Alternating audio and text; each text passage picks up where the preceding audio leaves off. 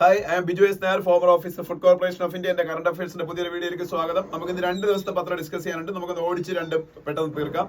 ഇന്നലെ കുറച്ച് throat pain problem ഉണ്ടായിരുന്നു, അതുകൊണ്ടാണ് ഇന്നത്തെ ക്ലാസ് എടുക്കാൻ പറ്റുന്നത്. അപ്പൊ ഇന്നത്തെ ഇതിലേക്ക് പോകും. അണ്ടർ ഓവർലോഡ്സ് എന്ന് പറയുന്ന എഡിറ്റോറിയലാണ് ആദ്യത്തെ എഡിറ്റോറിയൽ എന്ന് പറയുന്നത്. അപ്പൊ ഇത് സുപ്രീം കോടതിയുടെ ഒരു വിധിയെ കുറിച്ചാണ്. ആ വിധി എന്ന് പറയുന്നത് ഡൽഹിയെ കുറിച്ചാണ്. Delhi is A union territory നമുക്കറിയാം. പക്ഷേ ഇന്ത്യയിൽ യൂണിയൻ ടെറിട്ടറീസ് ഭരിക്കുന്നത് എപ്പോഴും സെൻട്രൽ ഗവൺമെന്റ് ഡയറക്ട്ലി ആണെങ്കിലും 2 യൂണിയൻ ടെറിട്ടറീസിന് മാത്രം ലെജിസ്ലേറ്റീവ് അസംബ്ലി നമ്മുടെ ഒരു കോൺസ്റ്റിറ്റ്യൂഷണൽ അമെന്റ്മെന്റ് വഴി കൊടുത്തിട്ടുണ്ട്. അതിൽ ഒരു യൂണിയൻ ടെറിട്ടറി എന്ന് പറഞ്ഞാൽ ഡൽഹിയാണ്, രണ്ടാമത്തെ യൂണിയൻ ടെറിട്ടറി എന്ന് പറഞ്ഞാൽ പുതുച്ചേരിയാണ്. ഇവിടെ രണ്ടിടത്തും ലെജിസ്ലേറ്റീവ് അസംബ്ലി ഉള്ളതുകൊണ്ട് ചീഫ് മിനിസ്റ്ററും ഉണ്ട്. പക്ഷേ ഈ പ്രത്യേകിച്ച് ഡൽഹിയുടെ കാര്യത്തിൽ എപ്പോഴും ഒരു പവർ ടസിൽ സെൻട്രൽ ഗവൺമെന്റും ഡൽഹി ഭരിക്കുന്ന പാർട്ടിയും തമ്മിൽ ഉണ്ടായിരിക്കും. ഒരേ പാർട്ടിയാണ് സെൻട്രൽ ഗവൺമെന്റ് ഡൽഹിയും ഭരിക്കുന്നതിന് കുഴപ്പമില്ല. 2 പാർട്ടിയാകുമ്പോൾ ഒരു ടസിൽ ഉണ്ടായിരിക്കും. ആർക്കാണ് അപ്പർ ഹാൻഡ് എന്നുള്ള ഒരു ടസിൽ. ഇതിൽ പലപ്പോഴും സുപ്രീം കോടതി ഇടപെട്ടിട്ടുണ്ട്. ആർക്കാണ് ഡൽഹിയുടെ കാര്യത്തിൽ പരമാധികാരം എന്ന് തീരുമാനിക്കാൻ. എന്നിട്ട് ഈ രണ്ടുപേരുടെയും ഇടയിലുള്ള ഫ്രിക്ഷൻ കുറയ്ക്കുന്നതിന് വേണ്ടിയിട്ട് സുപ്രീം കോടതി പല നടപടികളും കൊണ്ടുവന്നിട്ടുണ്ട്. ഇപ്പൊ ലേറ്റസ്റ്റ് ആയിട്ട് വന്നേക്കെന്ന് വെച്ചാല് Delhi municipal corporation 3 municipal corporations ചേർന്നാണ് ഡൽഹി മുനിസിപ്പൽ കോർപ്പറേഷൻ. മൊത്തത്തിൽ 3 മുനിസിപ്പൽ കോർപ്പറേഷൻ ഉണ്ട് ഡൽഹിക്കകത്ത്. അപ്പൊ ഇത് ഭരിക്കുന്നതായിട്ട് ബന്ധപ്പെട്ട പ്രത്യേകിച്ച് നിയമങ്ങളൊക്കെ ഉണ്ട്. ഈ ഡൽഹി മുനിസിപ്പൽ കോർപ്പറേഷന്റെ അകത്ത് 10 ആൾഡർമാൻ എന്ന് പറയുന്ന ആൾക്കാരെ അപ്പോയിന്റ് ചെയ്യാൻ ഡൽഹിയുടെ ലഫ്റ്റനന്റ് ഗവർണറിന് അധികാരമുണ്ട്. ആൾഡർമാൻ എന്നാണ് പറയുന്നത്. ഈ ആൾഡർമാൻ എന്ന് പറഞ്ഞാൽ പർട്ടിക്കുലർ ഫീൽഡുകളിൽ സബ്ജക്ട് എക്സ്പെർട്ടൈസ് ഉള്ള ആൾക്കാരാണ്. സബ്ജക്ട് എക്സ്പെർട്ടുകളായിട്ടുള്ള ആൾക്കാരെ ഡൽഹി മുനിസിപ്പൽ കോർപ്പറേഷന്റെ അഡ്മിനിസ്ട്രേഷനിൽ സഹായിക്കാൻ വേണ്ടി അപ്പോയിന്റ് ചെയ്യും. അവരാണ് ആൾഡർമാൻ എന്ന് പറയുന്നത്. ഈ 10 ആൾഡർമാനെയും അപ്പോയിന്റ് ചെയ്യാനുള്ള അധികാരം ആർക്കാണ്? ലഫ്റ്റനന്റ് ഗവർണർ ഓഫ് ഡൽഹിക്കാണ്. പക്ഷേ അപ്പൊ അവിടെ ഒരു വിഷയം ഉണ്ടായി. ഡൽഹിയുടെ ലഫ്റ്റനന്റ് ഗവർണറാണ് അപ്പോയിന്റ് ചെയ്യാനുള്ള അധികാരമെങ്കിലും അത് ഡൽഹിയുടെ കൗൺസിൽ ഓഫ് മിനിസ്റ്റേഴ്സിന്റെ എയ്ഡ് ആൻഡ് അഡ്വൈസിലായിരിക്കണം എന്ന് പറഞ്ഞ് ആം ആദ്മി പാർട്ടി പ്രശ്നം ഉണ്ടാക്കി. അപ്പൊ ഇത് കോടതിയിലെത്തി. LG പറഞ്ഞു അത് പറ്റൂല, എനിക്ക് ആണ് അതിന്റെ സവിശേഷ അധികാരം, നിങ്ങൾ പറഞ്ഞ കേട്ട് ഞാൻ അപ്പോയിന്റ് ചെയ്യേണ്ട ആവശ്യമില്ലെന്ന് LG ലഫ്റ്റനന്റ് ഗവർണർ ഓഫ് ഡൽഹിയും പറഞ്ഞു. അപ്പൊ അത് കോടതിയിലെത്തി. അപ്പൊ കോടതിയുടെ വിധി വന്നേക്കാണ്. ഇവിടെ പറയുന്നുണ്ട്, The court held that the lieutenant governor's power to appoint persons with a special knowledge in municipal administration, അവരാണ് ആൾഡർമാൻ എന്ന് പറയുന്നത്, is his statutory duty. LGയുടെ statutory duty ആണ്. And is not on that he should exercise on the basis of advice from Delhi's Council of Ministers. ഡൽഹിയുടെ council of മിനിസ്റ്റേഴ്സിന്റെ aid and അഡ്വൈസിലായിരിക്കണം LG പ്രവർത്തിക്കേണ്ടതെന്ന് on all matters in the state and concurrent list except for the subjects of public order, police and land. Public order, police, land ഇത് 3 ഒഴിച്ച് ബാക്കി എല്ലാ കാര്യങ്ങളിലും ഡൽഹിയുടെ ലഫ്റ്റനന്റ് ഗവർണർ ഭരിക്കേണ്ടത് അല്ലെങ്കിൽ നയിക്കേണ്ടത് ഡൽഹിയുടെ കൗൺസിൽ ഓഫ് മിനിസ്റ്റേഴ്സിന്റെ എയ്ഡ് ആൻഡ് അഡ്വൈസ് ആയിരിക്കണം. സ്റ്റേറ്റ് ലിസ്റ്റിലെയും കൺകറന്റ് ലിസ്റ്റിലെയും എല്ലാ മാറ്റേഴ്സിന്റെ കാര്യത്തിലും എന്നാണ്. അപ്പം ഡൽഹിയിലെ ആം ആദ്മി പാർട്ടി ഗവൺമെന്റ് പറഞ്ഞു, മുനിസിപ്പാലിറ്റി എന്ന് പറയുന്നത് ഡൽഹിയുടെ മുനിസിപ്പാലിറ്റിയെ കുറിച്ചാണല്ലോ, മുനിസിപ്പൽ അഡ്മിനിസ്ട്രേഷനെ കുറിച്ചാണല്ലോ ഇപ്പൊ പ്രശ്നം. അവിടെയാണല്ലോ ഈ ആൾഡർമാൻ അപ്പോയിന്റ് ചെയ്തത്. അപ്പൊ municipal administration is A state subject. Municipal administration is A state subject ആണ്. അപ്പൊ സ്റ്റേറ്റ് സബ്ജക്ട് ആണെന്നുള്ള കാര്യം സംശയമൊന്നുമില്ല. ഇപ്പൊ കേരളത്തിൽ ഒരു മുനിസിപ്പൽ ഒരു പ്രശ്നം വന്നാൽ അത് സ്റ്റേറ്റ് സബ്ജക്റ്റിനകത്ത് വരുന്നത്, അതിന് സെന്ററിന് പ്രത്യേകിച്ച് റോളൊന്നുമില്ല. സോ സ്റ്റേറ്റ് സബ്ജക്റ്റിലുള്ള എല്ലാ കാര്യങ്ങളിലും LG കൗൺസിൽ ഓഫ് മിനിസ്റ്റേഴ്സിന്റെ അഡ്വൈസ് അനുസരിച്ച് വേണം മുന്നോട്ട് പോകാനെന്നുള്ളത് കൊണ്ട് തന്നെ മുനിസിപ്പൽ അഡ്മിനിസ്ട്രേഷൻ സ്റ്റേറ്റ് സബ്ജക്ട് ആയതുകൊണ്ട് അവിടെ ആൾഡർമാൻ അപ്പോയിന്റ് ചെയ്യുന്ന കാര്യത്തിലും ഇവരുടെ എയ്ഡ് ആൻഡ് അഡ്വൈസ് അനുസരിച്ച് വേണം LG ചെയ്യാൻ എന്നാണ് ഇവര് വാദിച്ചത്, ആം ആദ്മി പാർട്ടി. പക്ഷേ സുപ്രീം കോടതി അത് കേട്ടില്ല. ഡൽഹി മുനിസിപ്പൽ കോർപ്പറേഷൻ ആക്ട് 1957 എന്ന് പറയുന്ന ഒരു ആക്ട് ഉണ്ട്. 1957 ആക്ട് ആണെങ്കിലും അതിനെ 1993 അമെൻഡും ചെയ്തിട്ടുണ്ട്. അത് ഇന്ത്യൻ പാർലമെന്റ് ആണ് അമെൻഡ് ചെയ്തേക്കുന്നത്. ആ അമെന്റ്മെന്റ് അനുസരിച്ച് ഓരോ വ്യക്തികൾക്കും ഡിസ്റ്റിങ്ക്ട് ആയിട്ടുള്ള റോളുകൾ അതിന്റെ അകത്ത് പറയുന്നുണ്ട്. Delhi municipal corporation act 1957 amended in 1993. ഇത് ഇന്ത്യൻ പാർലമെന്റ് ആണ് ഇതെല്ലാം ചെയ്തേക്കുന്നത്. അതിൽ ഓരോ വ്യക്തികൾ എന്ന് പറഞ്ഞാൽ ലഫ്റ്റനന്റ് ഗവർണറിന്റെ റോൾ അതിൽ പറയുന്നുണ്ട്. ഡൽഹി മുനിസിപ്പൽ കോർപ്പറേഷന്റെ കേസിൽ ഡൽഹി ലെജിസ്ലേറ്റീവ് അസംബ്ലിയുടെ സ്പീക്കറിന്റെ റോൾ അതിൽ പറയുന്നുണ്ട്. അപ്പൊ സ്പീക്കറിന് അതായത് ഇപ്പൊ ലെഫ്റ്റനന്റ് ഗവർണറിന് ആൾഡർമാൻ ആയിട്ട് 10 പേരെ അപ്പോയിന്റ് ചെയ്യാൻ പറ്റുന്ന പോലെ സ്പീക്കറിന് കുറച്ച് ലെജിസ്ലേറ്റേഴ്സിന്, അതായത് MLA ഈ കോർപ്പറേഷനിലേക്ക് അപ്പോയിന്റ് ചെയ്യാൻ പറ്റും. അപ്പൊ ഓരോരുത്തർക്കും ഓരോ ഡിസ്റ്റിങ്ക്ട് റോളാണ്.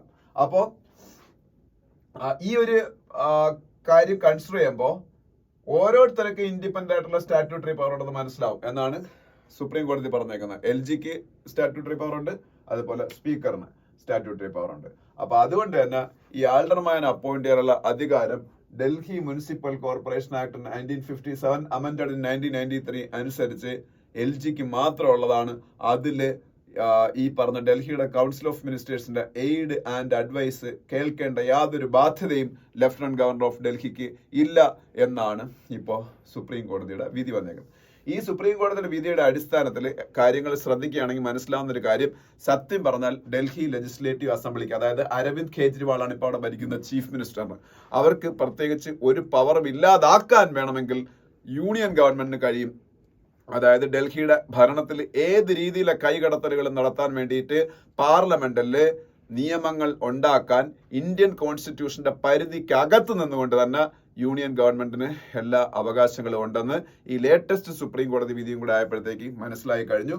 അതുകൊണ്ട് തന്നെ ഡൽഹിയിലെ ഗവൺമെന്റിനെ ഒരു പാവയാക്കി, ഒരു നോക്കുകുത്തിയാക്കി ഭരിച്ച് മുന്നോട്ട് പോകാൻ വേണമെങ്കിൽ ഇന്ത്യ ഗവൺമെന്റ് അങ്ങനെ തീരുമാനിച്ചാൽ കഴിയും എന്നാണ് ഈ വിധികളിൽ നിന്ന് വ്യക്തമാണ്. ഇത് കോൺസ്റ്റിറ്റ്യൂഷനിൽ തന്നെയാണ്, ഭരണഘടന വിരുദ്ധമായിട്ടൊന്നല്ല, ഭരണഘടനയ്ക്കകത്ത് തന്നെയുള്ള പ്രൊവിഷൻസ് വെച്ച് ചെയ്യാൻ പറ്റും. അതാണ് ഈ എഡിറ്റോറിയൽ പറയുന്നത്. അപ്പൊ നിങ്ങൾ വായിച്ചു നോക്കുക. രണ്ടാമത്തത് എ കേസ് ഓഫ് എക്സസസ് എന്ന് പറയുന്ന എഡിറ്റോറിയലാണ്. ഇത് നിങ്ങൾക്കൊക്കെ അറിയാം. ഈ ഇടയ്ക്ക് നിങ്ങൾ എല്ലാവരും കേട്ടതാണ്. പൂജ ഖേത്കർ എന്ന് പറയുന്ന ഒരു ലേഡി IAS ഓഫീസർ ആയിരുന്ന വ്യക്തി, ഒരു മാസം മുമ്പ് വരെ IAS ഓഫീസർ ആയിരുന്നു. ഇപ്പൊ UPSC അവരുടെ IAS എടുത്ത് കളയാൻ തീരുമാനിച്ചു. അതിന്റെ പേപ്പർ അവരിപ്പോ റെഡിയാക്കി ഇന്നോ നാളെ കൊണ്ട് പൂജ ഖേത്കറിന് കൊടുക്കും. എന്താണ് പൂജ ഖേത്കറിന്റെ IAS സ്ഥാനം, പൊസിഷൻ അവർക്ക് നഷ്ടപ്പെടാൻ കാരണം എന്ന് ചോദിച്ചാൽ, അവര് കുറെ സംവരണ ആനുകൂല്യങ്ങൾ നേടിയെടുത്തുകൊണ്ട് ആ സംവരണ കോട്ടയിലാണ് UPSC എക്സാം എഴുതിയെടുത്ത് പാസ്സായത്. അതൊരു തെറ്റല്ല.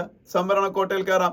ഫിസിക്കലി ചലഞ്ചഡ് ആയിട്ടുള്ള ആൾക്കാർക്ക് സംവരണമുണ്ട്, SC കാറ്റഗറിയിലുള്ള ആൾക്കാർക്ക് സംവരണമുണ്ട്, OBC കാറ്റഗറിയിലുള്ള ആൾക്കാർക്ക് സംവരണമുണ്ട്. ഇതെല്ലാം കോൺസ്റ്റിറ്റ്യൂഷണൽ പ്രൊവിഷൻസ് ആണ് four uplifting the downtrodden sections of the society. So that can be utilized, no problem in that, but that cannot be utilized through artificial means. അല്ലേ? അത് എൻഡേറ്റഡ് അല്ലാത്ത ഒരാള് പിന്നെ through corruption those certificate they are getting from different authorities using the influence of her father. He was also an IAS officer, utilizing his influence in various departments of our government. She got OBC certificate. That is a forged one. She got physically challenged certificate. That is again forged one. അങ്ങനെ forged ആയിട്ടുള്ള documents മാത്രം ഉപയോഗിച്ച്, physically challenged എന്നുള്ളത് forged, OBC എന്നുള്ളത് forged. ഇനി OBC ആണെങ്കിൽ തന്നെ creamy layer ആണെങ്കിൽ OBC സംവരണം കിട്ടത്തില്ല. അപ്പൊ ക്രീമിലെയർ അല്ലാതാവാൻ വേണ്ടി, അവർ ആക്ച്വലി ക്രീമിലെയർ ആണ്, ക്രീമിലെയർ അല്ലാതാവാൻ വേണ്ടി അച്ഛനും അമ്മയും തമ്മിൽ ഡിവോഴ്സ് ചെയ്തതായിട്ട് ഒരു കള്ള സർട്ടിഫിക്കറ്റ് ഉണ്ടാക്കി. ഒന്ന് ആലോചിക്കണം. എന്നിട്ട് IAS ആയി. ഇത് പുറത്തു വരത്തേ ഇല്ലായിരുന്നു. പക്ഷെ ദൈവം പല നാൾ കള്ളം ഒരു നാൾ പിടിക്കും എന്ന് പറഞ്ഞ് നമ്മൾ ഇതുണ്ട്. അത് സത്യമാണ്, എപ്പോഴെങ്കിലും പിടിക്കും. അതിന് ദൈവം ഒരു ലൂപ്പ് ഹോൾ ഇട്ടിരുന്നു. ഇവരുടെ അഹങ്കാരം ആയിട്ടിരുന്ന ലൂപ്പ് ഹോളാണ് ഇവരുടെ അറഗൻസ്, അഹങ്കാരം. ഇവര് ഒരു അറഗൻസ് ഒന്നല്ല ഒന്നിലധികം. അവർക്ക് യാതൊരു പവറും ഇല്ലാതിരുന്നിട്ടും അവർക്ക് പവറുണ്ട്. അപ്പം അവര് പിന്നെ RDO ആയിട്ട് അങ്ങനെയാണ് വർക്ക് ചെയ്തത് ആ സമയത്ത്. അപ്പൊ അവർക്ക് പവറില്ല. അവർക്ക് കളക്ടർ കാനേഷേ ആ പവർ ഉള്ളൂ. ഇവര് ബീക്കണിലായിട്ടുള്ള സ്വകാര്യ കാർ ഉപയോഗിച്ച്, അവർക്ക് ഒരു OD കാർ ഉണ്ടായിരുന്നു. അതിന്റെ അകത്ത് മഹാരാഷ്ട്ര ഗവൺമെന്റിന്റെ ആർട്ടിഫിഷ്യൽ ആയിട്ടുള്ള ഫോർജ്ഡ് ആയിട്ടുള്ള സ്റ്റിക്കർ പതിപ്പിച്ചു. എന്നിട്ട് ബീക്കൺ ലൈറ്റ് ഒക്കെ വെച്ചു. അപ്പൊ ഇതിന്റെ പേരിൽ ഇവർക്കെതിരെ നടപടികൾ വന്നപ്പോഴാണ് ഓരോന്നായിട്ട് പുറത്തു വരികയും ഇവരുടെ കംപ്ലീറ്റ് ഈ ഇതുപോലുള്ള കള്ളത്തരത്തിൽ കൂടെയാണ് അവര് ഈ ഫിസിക്കലി ചലഞ്ചുള്ള സർട്ടിഫിക്കറ്റ് സമ്പാദിച്ചത്, OBC സർട്ടിഫിക്കറ്റ് സമ്പാദിച്ചത്. OBCയിൽ ക്രിമിലെയർ അല്ലാന്ന് തെളിയിക്കാൻ വേണ്ടി, അച്ഛൻ IAS ഓഫീസർ ആകുമ്പോൾ എന്തായാലും നോൺ ക്രിമിലെയർ സർട്ടിഫിക്കറ്റ് കിട്ടത്തില്ല. അത് കിട്ടാൻ വേണ്ടിയിട്ട് അവർ അച്ഛനും അമ്മയും തമ്മിൽ ഡിവോഴ്സ് ആയെന്ന് ഉണ്ടാക്കി. അപ്പൊ ഇത് UPSCയുടെ തന്നെ വിശ്വാസ്യതയെ ക്വസ്റ്റ്യൻ ചെയ്യുന്ന ഒരു സംഭവമായിട്ട് മാറി. ഈ വർഷം ഇന്ത്യയിലെ എക്സാമുകൾക്ക് ഒരു മോശം കാലമായിരുന്നു. നമുക്കറിയാമല്ലോ, NTA നാഷണൽ ടെസ്റ്റിംഗ് ഏജൻസി നടത്തിയ മിക്കവാറുള്ള എല്ലാ എക്സാമുകളിലും ഓരോരോ തെറ്റുകൾ കണ്ടുപിടിക്കുന്നു. നീറ്റ് UGയിലും നീറ്റ് PGയിലും പിന്നീട് CUETയിലും ഒക്കെ. അതിന്റെ കൂടെയാണ് ഇപ്പൊ UPSC. ഇന്ത്യയിലെ ഏറ്റവും ഫുൾ പ്രൂഫായിട്ട് നടക്കുന്ന എക്സാം എന്ന് പേര് കേട്ട UPSCയുടെ എക്സാമിൽ നടന്നൊരു സംഭവമാണ്. അപ്പൊ ഇതിപ്പോ ഒരാൾ മാത്രം ഇങ്ങനെ എങ്ങനെയോ കടന്നുകൂടി എന്ന് പറയാൻ പറ്റുള്ളൂ. ചിലപ്പം എടുത്ത് പരിശോധിച്ചാൽ ചിലപ്പോൾ കഴിഞ്ഞ കുറെ വർഷങ്ങളായിട്ട് കയറിയ ആരെങ്കിലും ഒക്കെ വേറെ ആൾക്കാരും ചിലപ്പോൾ ഇതുപോലുള്ളവർ കാണും. അപ്പോൾ അതെന്ത് വലിയ തെറ്റാണ്.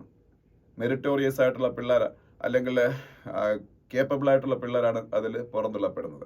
അപ്പം അതിനെക്കുറിച്ചുള്ള എഡിറ്റോറിയലാണ് ഈ രണ്ടാമത്തെ എഡിറ്റോറിയൽ എന്ന് പറയുന്നത്. ഇനി ഇന്നത്തെ the leader who lost touch with Bangladesh. ഇത് ഷെയ്ഖ് ഹസീന എന്ന് പറയുന്ന ബംഗ്ലാദേശ് കണ്ട ഏറ്റവും ശക്തയായ ഭരണാധികാരി, അയൺ ലേഡി ഓഫ് ബംഗ്ലാദേശ് എന്ന് അവർ അറിയപ്പെട്ടത്. ഏത് കാലഘട്ടത്തിലും ലോകത്ത് ഏറ്റവും കൂടുതൽ കാലം ഭരിച്ച ഭരണാധികാരികളായിട്ടുള്ള സ്ത്രീകളുടെ എണ്ണം നോക്കുകയാണെന്നുണ്ടെങ്കിൽ ആ കൂട്ടത്തിൽ മുൻപന്തിയിൽ നിൽക്കുന്ന ആള്.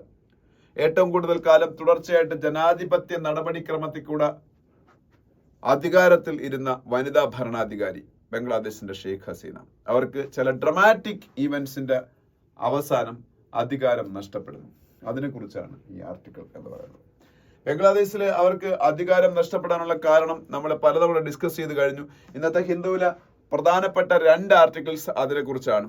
അപ്പൊ അതുകൊണ്ട് ജസ്റ്റ് ഒന്ന് ഓടിച്ച് ഞാൻ ഒന്നുകൂടെ പറഞ്ഞു പോവാം. കാര്യം നിങ്ങൾക്ക് അറിയാവുന്ന കാര്യങ്ങൾ തന്നെയാണ്. ഷെയ്ഖ് ഹസീനയുടെ ഫാദർ ആണ് ബംഗ്ലാദേശിന്റെ ഫാദർ ഓഫ് ദ നേഷൻ എന്നറിയപ്പെടുന്നത്. ബംഗബന്ധു എന്നാണ് അദ്ദേഹത്തിനെ വിളിക്കുന്നത്. നമ്മളിവിടെ ബാപ്പുജി എന്നൊക്കെ നമ്മളുടെ രാഷ്ട്രപിതാവ് മഹാത്മാഗാന്ധിയെ വിളിക്കുന്നത് പോലെ ബംഗ്ലാദേശിന്റെ ഫാദർ ഓഫ് ദ നേഷൻ ആയ ഷെയ്ഖ് മുജീബുർ റഹ്മാൻ അദ്ദേഹത്തെ വിളിക്കുന്നത് ബംഗബന്ധു എന്നാണ്. 1971 ഈസ്റ്റ് പാകിസ്ഥാൻ എന്നറിയപ്പെടുന്ന പ്രദേശം ബംഗ്ലാദേശായി മാറുന്നു. ഇന്ത്യയുടെ സഹായത്തോടുകൂടി ഇന്ദിരാഗാന്ധിയാണ് ഇന്ത്യയുടെ പ്രധാനമന്ത്രി. അവര് എല്ലാവിധ സഹായങ്ങളും നൽകി ബംഗ്ലാദേശിനെ മോചിപ്പിക്കുകയാണ്. ഈസ്റ്റ് പാകിസ്ഥാൻ എന്തിന് മോചിപ്പിച്ച് ബംഗ്ലാദേശായി എന്നൊരു ക്വസ്റ്റ്യൻ ചോദിച്ചാൽ അതിന് കാരണം പാകിസ്ഥാന് തന്നെ കയ്യിരിപ്പോണ്ടാണ്. പാകിസ്ഥാൻ ഒരിക്കലും ഈസ്റ്റ് പാകിസ്ഥാന് വേണ്ട ഒരു സ്ഥാനം കൊടുത്തിരുന്നില്ല.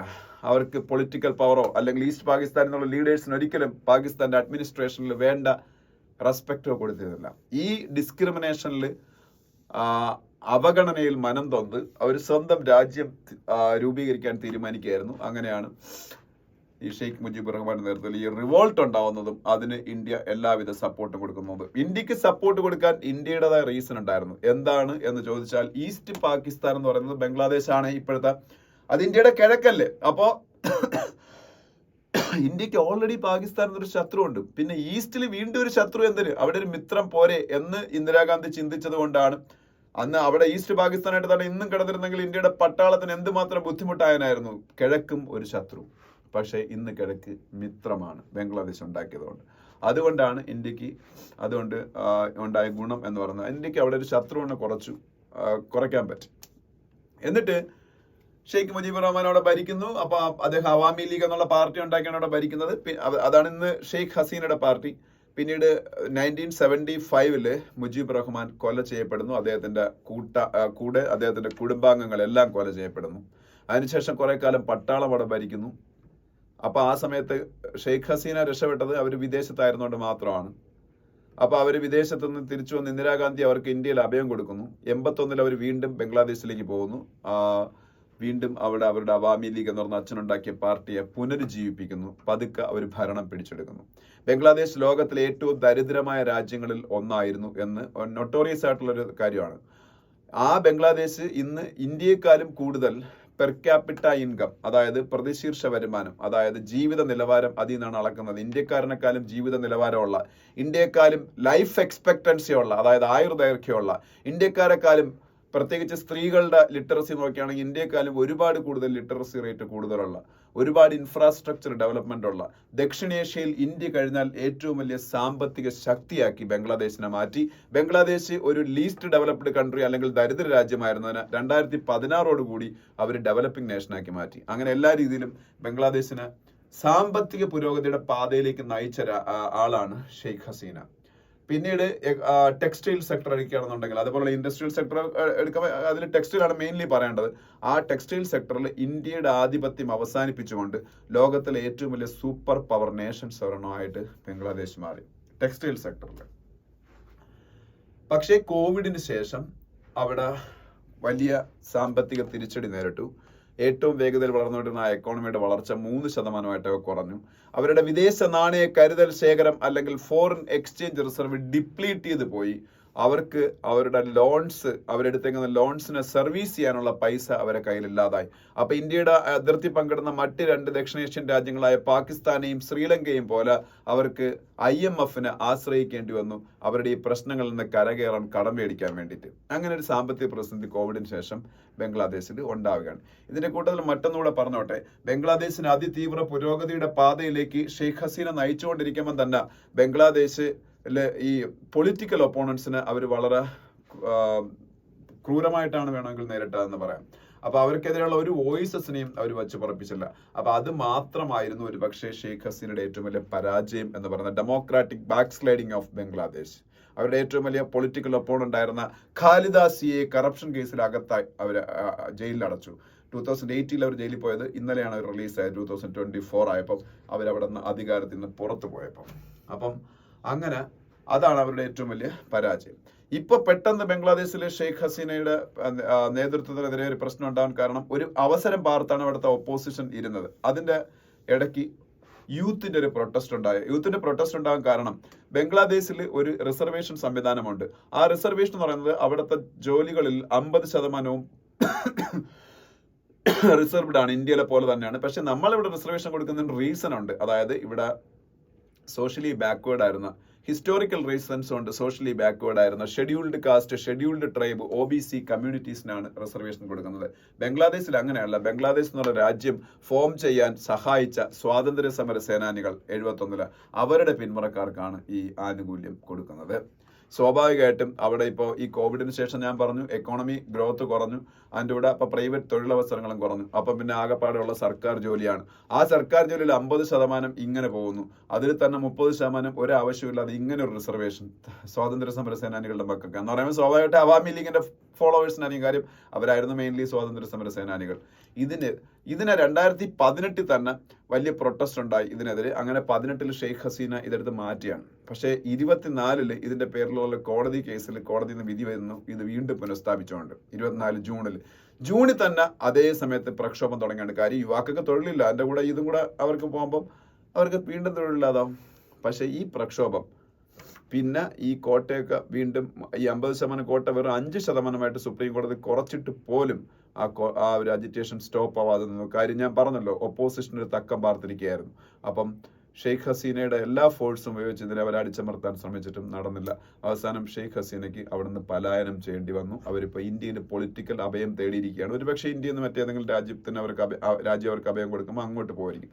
പക്ഷെ ഇന്ത്യക്ക് ഇത് ഒരിക്കലും നല്ലത്. ഇന്ത്യക്ക് എന്തുകൊണ്ടാണ് ഗുണം ദോഷമെന്നൊന്നും ഈ ആർട്ടിക്കിളിൽ പറയുന്നില്ല. ഞാൻ പറയുന്നത് ഇന്ത്യക്ക് ഇത് ദോഷം തന്നെയാണ്. കാര്യം നമ്മൾ മലയാളി ഒരുപാട് ആൾക്കാർ ഇവിടെ അത് സന്തോഷിക്കുന്ന കാണാം. അത് മോദിയുടെ ഭയങ്കര കൂട്ടുകാരിയാണ് ഈ പറഞ്ഞ ഷെയ്ഖ് ഹസീന എന്നുള്ള പേരിൽ ആണ്. മോദിയുടെ കൂട്ടുകാരി അല്ല അവർ ഇന്ത്യയുടെ കൂട്ടുകാരിയാണ്. അവാമി ലീഗ് എന്ന് പറഞ്ഞ പാർട്ടി എല്ലാ കാലത്തും ഇന്ത്യയെ സപ്പോർട്ട് ചെയ്ത പാർട്ടിയാണ്. കാര്യം ബംഗ്ലാദേശിനെ ഫോം ചെയ്യാൻ ഇന്ത്യയുടെ ഇന്ദിരാഗാന്ധിയാണ് തന്നെ സഹായിച്ചത്. അതുകൊണ്ടാണ് അവർക്ക് ഇന്ത്യയോട് സ്നേഹം. 2008 ഒരു ഭരണത്തിൽ വരുമ്പോൾ ഇന്ത്യ ഭരിച്ചെന്ന് വീണ്ടും കോൺഗ്രസ് ആയിരുന്നു, മൻമോഹൻ സിംഗ് ആയിരുന്നു. അന്നേ നല്ല ബന്ധമാണ്. അത് മോദി വന്നതിന് ശേഷം തുടർന്നതേ ഉള്ളൂ. അല്ലാതെ മോദിയുടെ ഫ്രണ്ട് എന്നുള്ള രീതിയിൽ നമ്മുടെ മലയാളികൾ ഇതിൽ സന്തോഷിക്കുന്നത് തെറ്റാണ്. അപ്പൊ എന്തായാലും നമുക്ക് ദോഷം എന്ന് പറയാൻ കാരണം ബംഗ്ലാദേശ് ഒരു സമയത്ത് ഇന്ത്യ വിരുദ്ധരായിട്ടുള്ള ആളുകളുടെ താവളമായിരുന്നു. അതുപോലെ ഇന്ത്യയിൽ നിന്ന് തീവ്രവാദ പ്രവർത്തനങ്ങൾ നടത്തിയിട്ട് അങ്ങോട്ട് ചെല്ലുന്ന ആൾക്കാർക്ക് റെഡ് കാർപ്പറ്റ് വിരിച്ച് അവരെ സംരക്ഷിക്കുന്ന ഒരു സമീപനമായിരുന്നു ഈ അവിടുത്തെ മറ്റ് പാർട്ടികൾ സ്വീകരിച്ചിരുന്നത്, ജമാഅത്തെ ഇസ്ലാമിയും BNP എന്നൊക്കെ പോലുള്ള സംഘടനകൾ. അപ്പൊ അതെല്ലാം അവസാനിപ്പിച്ച് ഇന്ത്യയുടെ താല്പര്യങ്ങൾ സംരക്ഷിച്ച് മുന്നോട്ട് പോയ ഒരു ഭരണാധികാരിയായിരുന്നു ഷെയ്ഖ് ഹസീന. ഒപ്പം ഇന്ത്യയുമായിട്ടുള്ള വ്യാപാര ബന്ധങ്ങൾ എല്ലാം വളരെയധികം അവരുടെ കാലഘട്ടത്തിൽ ഇംപ്രൂവ് ചെയ്തിരുന്നു. അപ്പോൾ അതുപോലെ ഇന്ത്യയുമായിട്ട് ഏറ്റവും കൂടുതൽ ബൗണ്ടറി പങ്കുവയ്ക്കുന്ന രാജ്യം ബംഗ്ലാദേശാണ്. ആ ഇന്ത്യയുടെ ബൗണ്ടറിയിൽ ഈ ബൗണ്ടറി ഇന്ത്യയുമായിട്ട് ബംഗ്ലാദേശ് പങ്കുവയ്ക്കുന്ന പോലെ തന്നെ ചൈനയും ശ്രീലങ്കയും പാകിസ്ഥാനും നേപ്പാളും ഒക്കെ പങ്കുവയ്ക്കുന്നുണ്ട്. ഇതിൽ ഒരു രാജ്യവുമായിട്ട് മാത്രമാണ് ഇന്ത്യക്ക് ബൗണ്ടറി എഗ്രിമെന്റ് ഉണ്ടാക്കാൻ പറ്റിയത്, അത് ബംഗ്ലാദേശുമായിട്ടാണ്. അങ്ങനെ ബംഗ്ലാദേശ് എന്ന് പറഞ്ഞ രാജ്യം ഇന്ത്യക്ക് എല്ലാ തരത്തിലും മികച്ച സുഹൃത്തായി മാറിയത് ഷെയ്ഖ് ഹസീനയുടെ കാലഘട്ടത്തിലാണ്. അപ്പൊ അത് ഏത് പാർട്ടി ഭരിക്കുന്നു എന്നുള്ളതല്ല ഇന്ത്യ. ഏത് പാർട്ടി ഇന്ത്യ ഭരിച്ചാലും അവരുടെ പോളിസി ഇന്ത്യ അനുകൂല നിലപാടാണ്. അപ്പൊ അതുകൊണ്ട് ഷെയ്ഖ് ഹസീന പോയതിൽ നമ്മൾ ദുഃഖിക്കുകയാണ് വേണ്ടത്, സന്തോഷിക്കുകയല്ല വേണ്ടത്. എന്തായാലും ആ ഒരു കാര്യത്തിന്റെ ഞാൻ പറഞ്ഞ കാര്യങ്ങളിൽ കുറച്ചുകൂടെ വിശദമാക്കിയാണ് ഇതിന്റെ അകത്ത് എഴുതിയിരിക്കുന്നത്. ഇത് തന്നെ വേറൊരു ആർട്ടിക്കിളായിട്ടും ഇന്നത്തെ ഹിന്ദുവിലുണ്ട്. അതുകൊണ്ട് അത് ഡിസ്കസ് ചെയ്യേണ്ട ആവശ്യമില്ല. A closer look at beefing up Jammu's counter terrorist grid എന്ന് പറയുന്ന ഒരു ആർട്ടിക്കിൾ ഉണ്ട്. ഇതിൽ അത് ഇന്ത്യയുടെ നാഷണൽ സെക്യൂരിറ്റി ആയിട്ട് ബന്ധപ്പെട്ട ഒരു വിഷയമായിട്ട് ജസ്റ്റ് ഒന്ന് വായിച്ച് മനസ്സിലാക്കണം, പ്രത്യേകിച്ച് സിവിൽ സർവീസ് ഒക്കെ പ്രിപ്പയർ ചെയ്യുന്നവര്. എത്രയേ ഉള്ളൂ, ഇന്ത്യയിൽ ജമ്മു ആൻഡ് കാശ്മീർ എന്ന സ്റ്റേറ്റ് പണ്ട് ഇന്ത്യയുടെ നാഷണൽ സെക്യൂരിറ്റിക്ക് ഒരു ത്രെട്ട് ഉള്ള സ്ഥലമാണ്, നോർത്ത് ഈസ്റ്റേൺ സ്റ്റേറ്റുകൾ പോലെ. അപ്പൊ അതില് കാശ്മീർ ഒരു സമയത്ത് ഭയങ്കര കലാപബാധിതം അല്ലെങ്കിൽ തീവ്രവാദത്തിന്റെ ഒരു വലിയ കേന്ദ്രമായിരുന്നു. അതേസമയത്ത് ജമ്മു റിലേറ്റീവ്ലി പീസ്ഫുൾ ആയിരുന്നു. ഇപ്പൊ ആ ട്രെൻഡ് തിരിഞ്ഞു മറിഞ്ഞിരിക്കുകയാണ്. ജമ്മു ഇപ്പോ ടെററിസത്തിന്റെ ഒരു ഹോട്ട് ബെഡ് ആയിട്ട് മാറിയിരിക്കുന്നു ജമ്മുവിലെ പല പ്രദേശങ്ങളും. അതേസമയത്ത് കാശ്മീർ റിലേറ്റീവ്ലി പീസ്ഫുൾ ആയി തിരിഞ്ഞു സിറ്റുവേഷൻ. അപ്പൊ ഈ ജമ്മുവില് അങ്ങനെ സംഭവിക്കാൻ ഒരു റീസൺ എന്ന് പറയുന്നത്, ഈ ഇന്ത്യ ചൈന അതിർത്തി LAC എന്നാണല്ലോ അറിയപ്പെടുന്നത്, ലഡാക്ക് മേഖലയിലൊക്കെ line of actual control LAC ഉണ്ട്. അപ്പൊ അവിടെ ഗാൽവൻ വാലി എന്ന് പറയുന്ന ലഡാക്ക് മേഖലയിലുള്ള ഗാൽവൻ റിവറിന്റെ തീരത്തൊക്കെ ഇന്ത്യയും ചൈനയും തമ്മിൽ വലിയ പ്രശ്നങ്ങൾ ഉണ്ടായി. ഇന്ത്യൻ പട്ടാളക്കാരും ചൈനീസ് പട്ടാളക്കാരും ഒക്കെ കില്ല് ചെയ്യപ്പെടുകയും ചെയ്തു കോവിഡ് സമയത്ത്. അപ്പൊ ഇന്ത്യയിലെ ഈ ജമ്മു മേഖലയിലൊക്കെയുള്ള പട്ടാളത്തിനെ പെട്ടെന്ന് അങ്ങോട്ടേക്ക് മൊബിലൈസ് ചെയ്യേണ്ടി വന്നു. അപ്പൊ ജമ്മുവിൽ സെക്യൂരിറ്റി അപ്പാരറ്റസിൽ ഒരു ചെറിയ വീക്ക്നെസ് ഉണ്ടായി. ആ വീക്ക്നെസ് ആണ് അവിടുത്തെ തീവ്രവാദികൾ മുതലെടുത്തത്. അപ്പൊ ആ വീക്ക്നെസ്സിന് വീണ്ടും ആ വീക്ക്നെസ് ഇല്ലാതാക്കാൻ വേണ്ടി ഇന്ത്യയിൽ പുതിയ കുറച്ച് ഫോഴ്സസിനെ ജമ്മുവിലേക്ക് കൊണ്ടുവന്ന് കൂടുതൽ സെക്യൂരിറ്റി അപ്പാരറ്റ്സ് സ്ട്രോങ് ആക്കിയാണ്.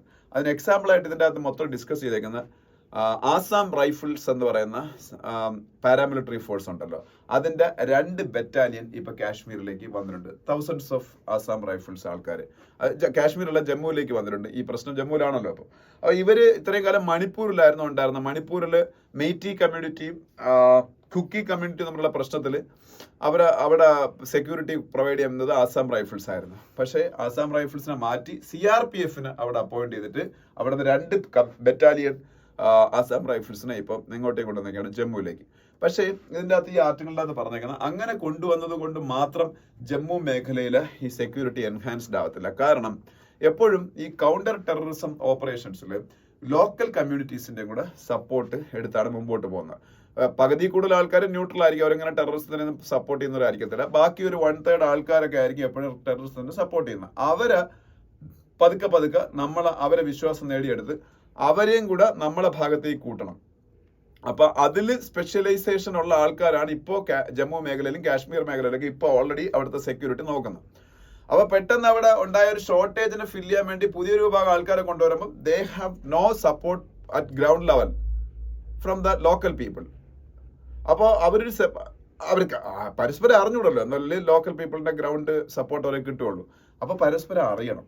അപ്പൊ അവരൊരു സെപ്പറേറ്റ് എൻറ്റിറ്റി ആയിട്ട് അവിടെ കൊണ്ട് ഇട്ട് കഴിഞ്ഞാൽ അവർക്ക് പെട്ടെന്ന് പരസ്പരം അറിയാനൊക്കെ പാടായിരിക്കും. ഒരു ട്രസ്റ്റ് ഡെഫിസിറ്റ് ലോക്കൽ കമ്മ്യൂണിറ്റിയും ഈ വരുന്ന ആസാം റൈഫിൾസ് ആൾക്കാരെന്നങ്ങളിൽ കാണും. അപ്പൊ അതുകൊണ്ട് ചെയ്യേണ്ടത് ഒറ്റയ്ക്ക് അവരെ കൊണ്ട് ഇപ്പോൾ ഒരു മേഖലയുടെ സെക്യൂരിറ്റി ഏൽപ്പിക്കാതെ ഓൾറെഡി അവിടെ ഉള്ള ഈ ഗ്രൗണ്ട് ലെവൽ സപ്പോർട്ടൊക്കെ നേടിയെടുത്തു കഴിഞ്ഞാൽ അവിടുത്തെ ഫോഴ്സസിന്റെ കൂട്ടത്തിൽ മിക്സ് ചെയ്തിടണം എന്നുള്ള രീതിയിലാണ് ഇതിൽ പറഞ്ഞേക്കുന്നത് പൊതുവെ. അപ്പൊ സ്വാഭാവികമായിട്ടൊരു പതുക്കെ അവരെ കൂട്ടത്തിൽ തന്നെ ഈ ലോക്കൽ സപ്പോർട്ടൊക്കെ ഉള്ള വിഭാഗമുണ്ട്. അവരെ കൂടെ നിന്ന് ഇവർക്ക് പതുക്കെ അവിടുത്തെ ഒരു ഗ്രൗണ്ട് റിയാലിറ്റി മനസ്സിലാക്കി പതുക്കെ ജെല്ലാവാൻ പറ്റും ഈ സെക്യൂരിറ്റി കൗണ്ടർ ടെറർ ഗ്രിഡിന്റെ കൂടെ. അല്ലാതെ ആസാം റൈഫിൾസിനെ കൊണ്ടുവന്നൊരു ഡിസ്റ്റിങ്ക്റ്റ് എൻറ്റിറ്റി ആയിട്ട് അവിടെ പുതിയൊരു കൗണ്ടർ സെക്യൂരിറ്റി കൗണ്ടർ ടെററിസത്തിന് വേണ്ടി കൗണ്ടർ ടെറർ ഗ്രിഡിന്റെ ഭാഗമാക്കി മാറ്റി നിർത്തിയാൽ വിചാരിക്കുന്ന ഗുണം കിട്ടൂല. അങ്ങനെയൊക്കെ പറഞ്ഞുകൊണ്ട് ഒരു പഴയ കേണൽ എഴുതിയേക്കുന്ന ഒരു ആർട്ടിക്കിളാണ്, വായിച്ചു നോക്കുക. ഈ നെക്സ്റ്റ് പേജ് പോകുമ്പോൾ സ്ട്രേ ഡോഗ് പോളിസിയെ കുറിച്ചൊക്കെയാണ് നമ്മൾ ഡിസ്കസ് ചെയ്യേണ്ട. ബാക്കിയൊന്നും നമുക്ക് ആവശ്യമുള്ള കാര്യമല്ല. അതിനടുത്ത പേജ് പോകുമ്പോൾ what led to the fall of Sheikh Hasina. ഞാൻ പറഞ്ഞ കാര്യങ്ങളേ ഉള്ളൂ, ഞാൻ പറഞ്ഞ കാര്യങ്ങൾ തന്നെയാണ്. ഷെയ്ഖ് ഹസീന എന്തായിരുന്നു ആ രാജ്യത്തിന് അവർ ചെയ്ത, ആ രാജ്യം മോഡേണൈസ് ചെയ്തെങ്കിൽ, ആ രാജ്യത്ത് പോവർട്ടി ഇല്ലാതായെങ്കിൽ അതിന് കാരണം ഷെയ്ഖ് ഹസീനാണ്. 20% പോവർട്ടി ഉണ്ടായിരുന്ന രാജ്യത്ത് ഇപ്പോൾ 5% താഴെ പോവർട്ടിയേ ഉള്ളൂ.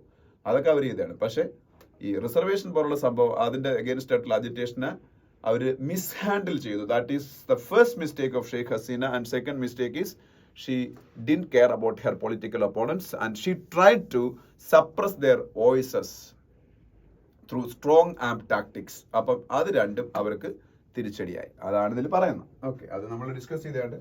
അതുപോലെ തന്നെ ബിജു നായർ ഫാക്ട് ചെക്സ് എന്ന് പറഞ്ഞ എൻ്റെ രണ്ടാമത്തെ യൂട്യൂബ് ചാനൽ ഇതിനെക്കുറിച്ച് ഡീറ്റെയിൽഡ് ആയിട്ടുള്ള ഒരു 20 മിനിറ്റ്സുള്ള ഒരു വീഡിയോ ഞാൻ ഇടുന്നുണ്ട്. അത് ഇട്ടതിന് ശേഷം ഞാൻ ഇന്ന് രാത്രി ഇടുകയുള്ളൂ. നാളെ ഞാനത് നിങ്ങൾക്ക് നിങ്ങളുടെ പുതിയ കറണ്ട് അഫയേഴ്സ് വീഡിയോയിൽ കമന്റ് സെക്ഷനിൽ ഞാൻ ഇട്ടേക്കാം അതിൻ്റെ ലിങ്ക്. ഓക്കെ, അപ്പോൾ അത് കണ്ടു നോക്കുക, കുറച്ചുകൂടി നിങ്ങൾക്ക് മനസ്സിലാവും. ബംഗ്ലാദേശിന്റെ ഹിസ്റ്ററിയും ബംഗ്ലാദേശിലെ മുജീബ് റഹ്മാനെ കില്ല് ചെയ്യുന്നതും ഷെയ്ഖ് ഹസീന അവിടെ ഭരണത്തിൽ വരുന്നതും അവരുടെ പൊളിറ്റിക്കൽ ഒപ്പണന്റായ ഖാലിദ സിയ അവര് എങ്ങനെ ഇന്ത്യ വിരുദ്ധയായി മാറിയെന്നും ഇവർക്ക് എന്തുകൊണ്ടാണ് അവർ ഇന്ത്യ അനുകൂലമായി മാറിയതെന്നും ഷെയ്ഖ് ഹസീന അവിടുന്ന് അധികാരത്തിന് പോകുന്നത് കൊണ്ട് ഇന്ത്യക്ക് ഉണ്ടാകുന്ന നഷ്ടങ്ങളും ബംഗ്ലാദേശിനുണ്ടാകുന്ന നഷ്ടങ്ങളും നേട്ടങ്ങളും ഒക്കെ അതിനകത്ത് വിവരിക്കുന്നുണ്ട്. ഓക്കെ,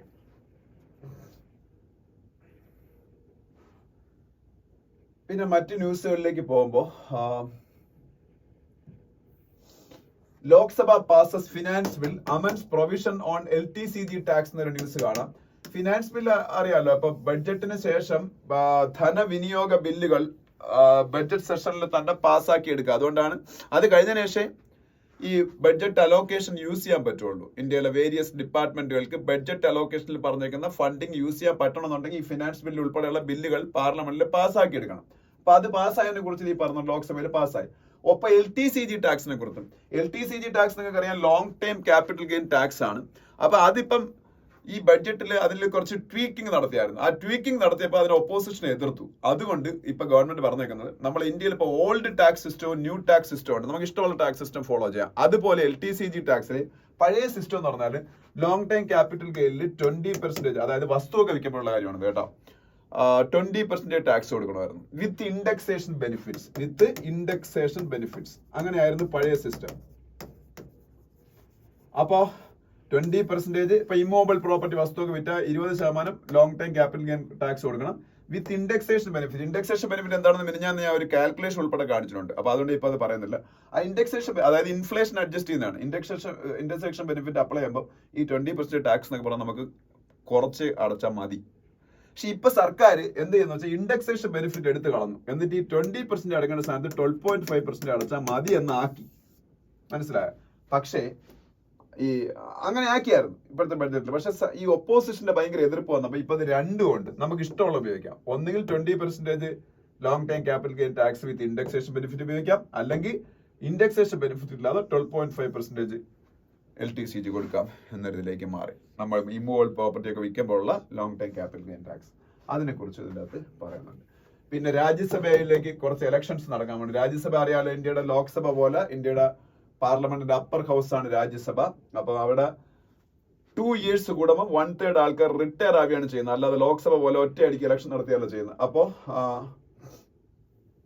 അത് അവിടെ കുറച്ച് റിട്ടയർമെന്റ് വേക്കൻസീസ് വന്നിട്ടുണ്ട്. അവിടെ ഇലക്ഷൻ നടക്കാൻ പോകുന്നതിനെ കുറിച്ചൊരു ന്യൂസ് കാണാം.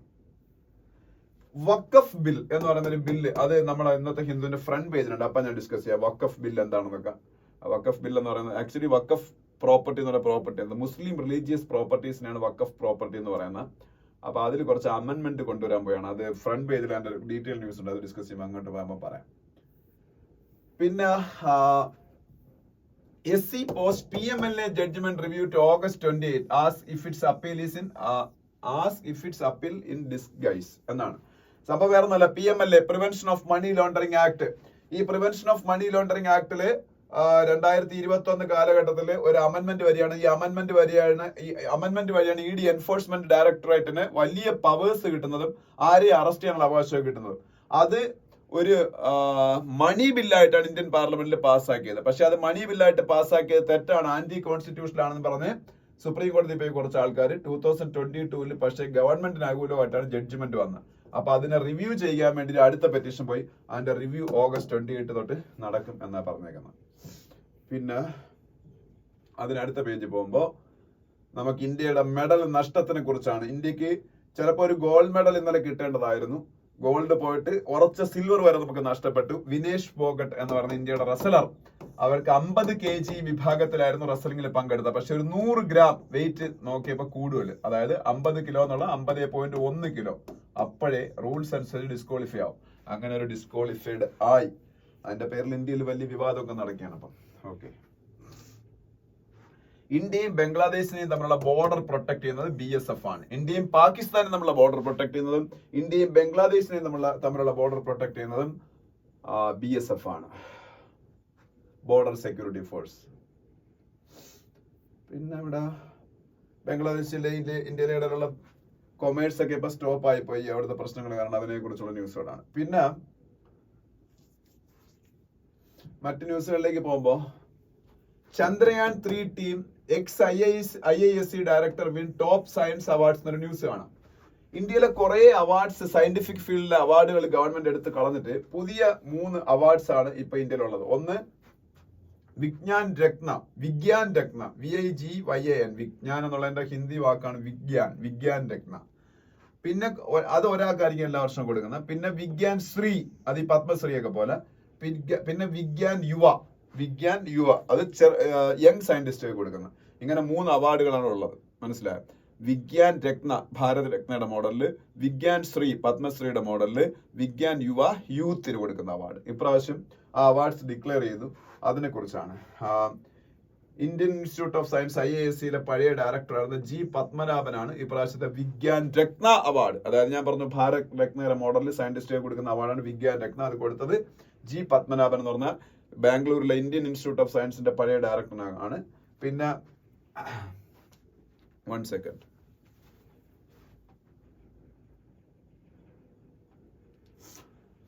പിന്നെ വിജ്ഞാൻ ടീം അവാർഡ് കിട്ടിയത് ISROയുടെ ചന്ദ്രയാൻ 3 ടീമിനാണ്. വിജ്ഞാൻ ടീം അവാർഡ് എന്ന് പറഞ്ഞ അവാർഡ് ഉണ്ട്, അത് ISROയുടെ ചന്ദ്രയാൻ 3 ടീമിന്. പിന്നെ വിജ്ഞാൻ UA ഒക്കെ കുറെ പേരെ കിട്ടിയിട്ടുണ്ട്. അപ്പൊ അതൊക്കെയാണ് ഈ അവാർഡ്സ് കൊടുക്കാൻ പോണത്. ഓഗസ്റ്റ് 23 ഓഗസ്റ്റ് 23 ഇന്ത്യയുടെ നാഷണൽ സ്പേസ് ഡേ ആണ്. ഓഗസ്റ്റ് 23 എന്താണ് ഇന്ത്യയുടെ നാഷണൽ സ്പേസ് ഡേ ആണ്. നാഷണൽ സ്പേസ് ഡേ ആയിട്ട് സെലിബ്രേറ്റ് ചെയ്യുന്ന കാര്യം എന്താണ്? ഓഗസ്റ്റ് 23 ചന്ദ്രയാൻ 3 സക്സസ്ഫുൾ ആയത്, മൂണിൽ ലാൻഡ് ചെയ്തത്. പിന്നെ ചാർദം റോഡ് പ്രോജക്റ്റിനെ കുറിച്ചൊരു ന്യൂസ് ഉണ്ട്. ചാർദം റോഡ് പ്രോജക്റ്റ് ഞാൻ പറഞ്ഞിട്ടുണ്ട്. ഉത്തരാഖണ്ഡിലെ ഗംഗോത്രി, യമുനോത്രി, കേദാർനാഥ്, ബദരിനാഥ്. ഗംഗോത്രി, യമുനോത്രി, കേദാർനാഥ്, ബദരിനാഥ്, ഈ 4 സ്ഥലങ്ങളെ കണക്ട് ചെയ്തുകൊണ്ടുള്ള ഒരു റോഡ് പ്രോജക്റ്റ് ആണ്. പക്ഷെ അത് ഇക്കോളജിക്കലി സെൻസിറ്റീവ് ആയിട്ടുള്ള ഏരിയ കൂടെയാണ് കടന്നു പോകുന്നത്. അതുകൊണ്ട് തന്നെ അതിന്റെ പേര് ഭയങ്കര എതിർപ്പുകളുണ്ട്. അതുകൊണ്ട് ആ റോഡ് പ്രോജക്റ്റ് ഒന്ന് ട്വീക്ക് ചെയ്യാൻ പോയാണ്, അതിന്റെ കുറച്ച് മാറ്റങ്ങൾ വരുത്താൻ പോയാണെന്നാണ് ന്യൂസ്. പിന്നെ അവിടെ ഒന്നും പറയാനില്ല. അതിനടുത്ത പേജ് പോകുമ്പോ LTCG ഞാൻ പറഞ്ഞല്ലോ, ലോങ് ടൈം ക്യാപിറ്റൽ ഗെയിൻ ടാക്സിന്റെ കാര്യം ഞാൻ പറഞ്ഞതാണ്. അതിനെ കുറിച്ചുള്ള ഒരു ബിസിനസ് റിലേറ്റഡ് ആയിട്ടുള്ള ന്യൂസ് ആണ്. അത് ഞാൻ പറഞ്ഞതാണ്. എന്റെ 12.5% എങ്ങനെയാണെന്നും 20% എങ്ങനെയാണെന്നൊക്കെ ഞാൻ പറഞ്ഞതാണ്. അപ്പൊ അതിനെ കുറിച്ച് എനിക്ക് കൂടുതൽ പറയണ്ട. BIMSTEC FTA talks needs revival with realistic possibilities. BIMSTEC India ഉൾപ്പെടുന്ന ഒരു ഇന്റർനാഷണൽ ഓർഗനൈസേഷൻ ആണ് ബിംസ്റ്റെക്. ബിംസ്റ്റെക്കിന്റെ expansion bay of Bengal initiative for multi sectoral technical and economic cooperation. Bay of Bengal initiative for multi sectoral technical and economic cooperation. 7 രാജ്യങ്ങൾ, India, Bangladesh, Bhutan, Sri Lanka, Nepal, Myanmar and Thailand. അപ്പൊ ഈ 7 രാജ്യങ്ങളുടെ ഇടയിൽ ഒരു FTA ഉണ്ടാക്കാനാണ് നോക്കുന്നത്. FTA means free trade agreement. What is FTA? Free trade agreement, സ്വതന്ത്ര വ്യാപാര കരാർ. അപ്പൊ അത് ടോക്സ് ഒക്കെ നടക്കുന്നേ ഉള്ളൂ. അതിനെ കുറിച്ചൊരു ന്യൂസ് ആണ്. പിന്നെ അവിടെ പറയാൻ വേറെ ഒന്നുമില്ല. ബാക്കിയൊക്കെ കമ്പനികളെ കുറിച്ചുള്ള ന്യൂസുകളാണ്. പിന്നെ നെക്സ്റ്റ് പേജ് പോകുമ്പോ ബംഗ്ലാദേശിന്റെ ന്യൂസ് വീണ്ടും ഉണ്ട്. അത് നമ്മൾ ഡിസ്കസ് ചെയ്ത കാര്യങ്ങൾ തന്നെയാണ് അവിടെ പറയുന്നത്. പിന്നെ ശ്രീലങ്കയിൽ ഇലക്ഷൻ നടക്കാൻ പോകുന്നു. ബംഗ്ലാദേശിന് സമാനമായ പ്രശ്നം നടന്ന രാജ്യമാണ് ശ്രീലങ്ക. അതായത് ശ്രീലങ്കയിലും 2022 ഇതേ സമയത്ത് അവിടുത്തെ പ്രസിഡന്റ് ആയിരുന്ന ഗോതബായ രാജപക്സ, പ്രധാനമന്ത്രിയായിരുന്ന മഹീന്ദ രാജപക്സ, കേട്ടോ, അയാളുടെ മകനാണ് ഈ മഹീന്ദ രാജപക്സയുടെ. അവർക്കൊക്കെ രാജ്യം വിട്ട് ഓടിപ്പോയേണ്ടി വന്നു ശ്രീലങ്കയുടെ എക്കണോമിക് ക്രൈസിസിൽ വേണ്ട നടപടികൾ എടുക്കാത്തത് കൊണ്ട്. ഇപ്പൊ അവിടെ പ്രസിഡന്റ് ഇലക്ഷൻ നടക്കാൻ പോയാണ്. ഈ മഹീന്ദ രാജപക്സയുടെ മകൻ മത്സരിക്കുന്നുണ്ടെന്നാണ് പറയുന്നത്. ഇപ്പൊ അവിടെ റാനിൽ വിക്രമസിംഗെയാണ് ശ്രീലങ്കയുടെ പ്രസിഡന്റ്. ശ്രീലങ്കയുടെ പ്രസിഡന്റ് ആരാണ്? റാനിൽ വിക്രമസിംഗെയാണ് നിലവിൽ. അവിടെ ഇലക്ഷൻ വരാൻ പോയാണ്. പിന്നെ ഡെൻമാർക്കിന്റെ പ്രൈം മിനിസ്റ്ററിനെ കുറിച്ച് ന്യൂസുകൾ. ഡെൻമാർക്കിന്റെ പ്രൈം മിനിസ്റ്റർ ആണ് മെറ്റ് ഫ്രെഡറിക്സൺ. ഡെൻമാർക്കിന്റെ പ്രൈം മിനിസ്റ്റർ ഒരു വുമൻ ആണ്, മെറ്റ് ഫ്രെഡറിക്സൺ.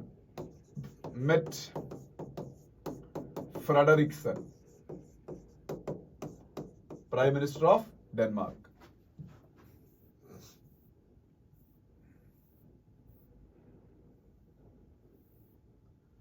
പിന്നെ ഈ UK ഇപ്പൊ ഭയങ്കര റേസിസ്റ്റ് ആയിട്ടുള്ള റൈറ്റ് നടന്നുകൊണ്ടിരിക്കുകയാണ്. അവിടെ 2 കുഞ്ഞുങ്ങളെ ഈ ഇടയ്ക്ക് കുത്തിക്കൊന്നു.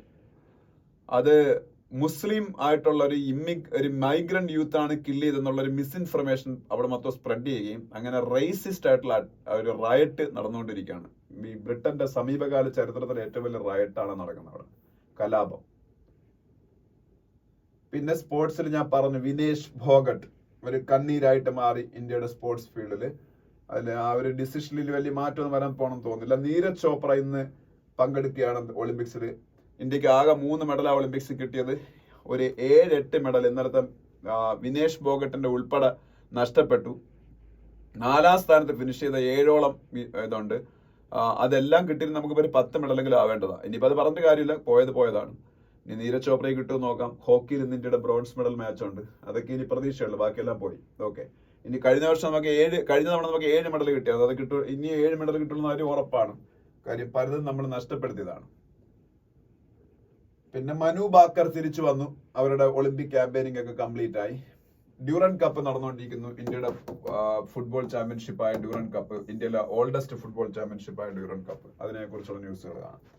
ഇനി നെക്സ്റ്റ് പേജ് ഒന്നും വേണ്ട, അതിനടുത്ത പേജ് പോകുമ്പോൾ മനു ബാക്കറിനെ കുറിച്ചുള്ള ന്യൂസ് കാണാം.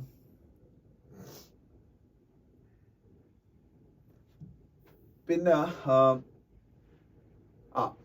ബംഗ്ലാദേശിൽ താൽക്കാലിക ഒരു ഗവൺമെന്റ് ഉണ്ടാക്കി. അവിടെ ഇലക്ഷൻ നടത്തുന്നതിന് മുമ്പായിട്ട് ഒരു താൽക്കാലിക ഗവൺമെന്റ് ഉണ്ടാക്കി. ആ താൽക്കാലിക ഗവൺമെന്റ് അധികാരമേക്കാൻ പോയാണ്. അതിന്റെ പ്രസിഡന്റ് മുഹമ്മദ് യൂനിസ് ആയിരിക്കും. പ്രസിഡന്റ് അല്ല, പ്രൈം മിനിസ്റ്റർ. മുഹമ്മദ് യൂനിസ് എന്ന് പറഞ്ഞാൽ ബംഗ്ലാദേശിൽ നിന്ന് നോബൽ പ്രൈസ് വിൻ ചെയ്ത എക്കണോമിസ്റ്റ് ആണ്. അദ്ദേഹം ആണ് ലോകത്തിലെ മൈക്രോ ഫിനാൻസിങ്ങിന്റെ ഫാദർ എന്നറിയപ്പെടുന്നത്. അതിനെക്കുറിച്ചൊന്നും കൂടുതൽ പറഞ്ഞുകൊണ്ടിരിക്കാനുള്ള ടൈം ഇല്ലാത്തതുകൊണ്ട് ഞാൻ പറയുന്നില്ല. മൈക്രോ ഫിനാൻസിങ് അറിയാലോ, നമ്മളെ ചെറുകിട, ഇപ്പം നമ്മളെ കുടുംബശ്രീ, അയൽക്കൂട്ടമൊക്കെ ഇല്ലേ, അതൊക്കെ ഈ മൈക്രോ ഫിനാൻസിങ്ങിന്റെ എക്സാമ്പിൾ ആണ്. ആ ഒരു കോൺസെപ്റ്റ് ലോകത്ത് ആദ്യമായിട്ട് അവതരിപ്പിച്ച ആളാണ് Muhammad Yunus. He's an economist, he's a renowned economist. He got Nobel prize for peace, not for economics. കാര്യം ബംഗ്ലാദേശിൽ ഒരുപാട് ആൾക്കാരുടെ പോവർട്ടി ഇല്ലാതാക്കാൻ അദ്ദേഹം ഹെൽപ്പ് ചെയ്തിട്ടുണ്ട്. So he got the Nobel prize for peace. And he's going to become the prime minister of Bangladesh for a short period of time. He's going to lead an interim government.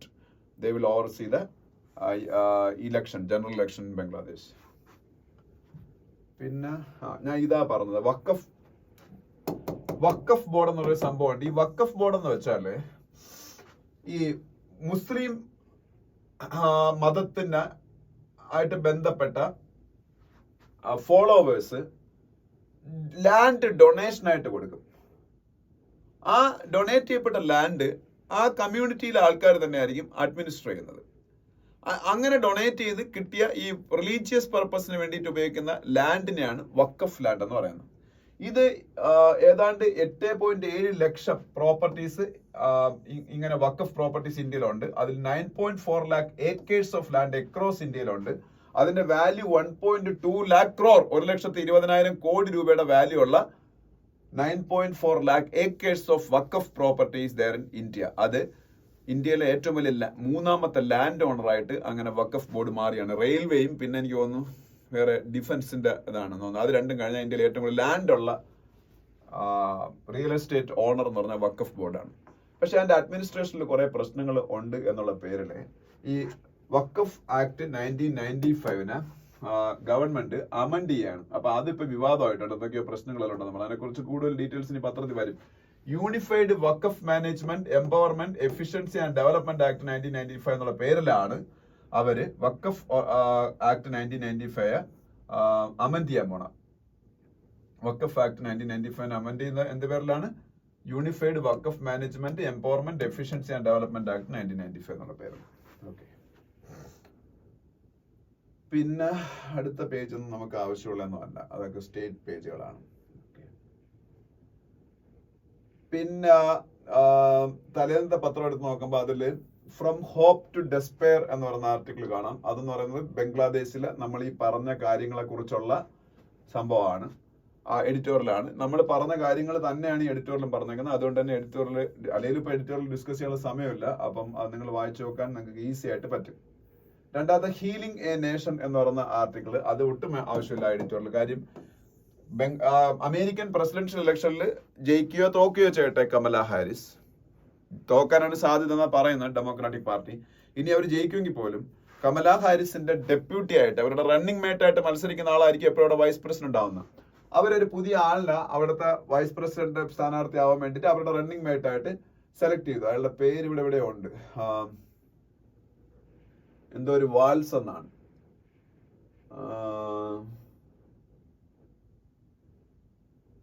അപ്പൊ ആ vice president candidate ആയിട്ട് അയാൾ വന്നതിനെ കുറിച്ചും, ഒപ്പം Tim Walz എന്നാ പേര്. Tim Walz ആണ് വൈസ് പ്രസിഡൻഷ്യൽ കാൻഡിഡേറ്റ്. അതായത് പ്രസിഡൻഷ്യൽ കാൻഡിഡേറ്റിന്റെ റണ്ണിംഗ് മേറ്റ് ആയിരിക്കും എപ്പോഴും വൈസ് പ്രസിഡന്റ് കാൻഡിഡേറ്റ് ആവുന്ന. പ്രസിഡൻഷ്യൽ കാൻഡിഡേറ്റ് ആരാണ്? ഡെമോക്രാറ്റിക് പാർട്ടിയുടെ കമല ഹാരിസ് ആണ്. അപ്പൊ അവർ രണ്ടുപേരുടെയും ഒരു കോമ്പിനേഷൻ ട്രംപിന് ഉയർത്തുന്ന വെല്ലുവിളികളെ കുറിച്ചാണ് ഈ ആർട്ടിക്കിളിൽ പറയുന്നത്. ഓക്കെ, പിന്നെ ഇപ്പം സമയമില്ലാത്തതുകൊണ്ട് ഞാൻ ഈ പേജില് എഡിറ്റോറിയൽ പേജിലെ ആർട്ടിക്കിൾസും OPED പേജിലെ ആർട്ടിക്കിൾസും ഒന്നും ഡിസ്കസ് ചെയ്യുന്നില്ല. കാരണം ഞാൻ പറഞ്ഞില്ല, ഇന്നലെ എനിക്ക് ടൈമില്ലായിരുന്നല്ല, ഇന്നലെ എനിക്ക് സുഖമില്ലായിരുന്നു. അതുകൊണ്ട് എനിക്ക് നിങ്ങൾക്ക് ഡിസ്കസ് ചെയ്യാൻ പറ്റാഞ്ഞുകൊണ്ടാണ്. ഇപ്പൊ ഞാനതൊക്കെ വായിച്ചു കഴിഞ്ഞു, പക്ഷെ ടൈമില്ല ഇപ്പൊ അത് ഡിസ്കസ് ചെയ്യാൻ. തൽക്കാലം ഞാൻ വിട്ടു പോയാണ്, നിങ്ങൾ വായിക്കുക. പിന്നെ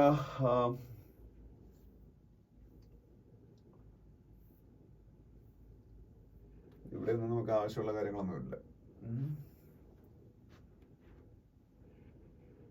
ഈ പേജ് ഫുള്ള് ബംഗ്ലാദേശ് പ്രശ്നങ്ങളെ കുറിച്ചാണ്.